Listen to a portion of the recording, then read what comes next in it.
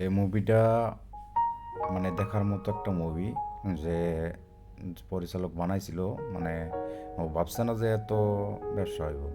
আর এই মুভিটা এত চালায় মানে দর্শকরা গ্রহণ করবে। এই মুভিটা বানানোর এত ব্যয়বহুল খরচ করে নাই, অল্প টাকার মাঝেই মানে মুভিটা বানাইছে। তো মুভিটা দেখার পরে মানে বোঝা যায় যে না, এই মুভিটা এত কম টাকার ভিতরে এরকম একটা ভালো মুভি কীভাবে বানাইছে। আর অবশ্যই এটা অন্য দেশের তামিলের যারা আছে তারা অনেক মানে অনেক পুরানো কাহিনী নিয়ে এসব মুভি বানায়। এসব মুভি মানে দেখলে মানে বোঝা যায় না একটা মুভি দেখছি, যে একটা ফিল্ম দেখা হয়েছে। যে যদি ফলে যায় ওইসব মুভি দেখেন, আপনাদের পয়সা একদম উসুলে যাবে। আর হিরোটা একদম তো দেখার মতো, আর হিরোইনটাও দেখার মতো। এই জন্যই মানে বেশি দর্শকরা এটা গ্রহণ করছে।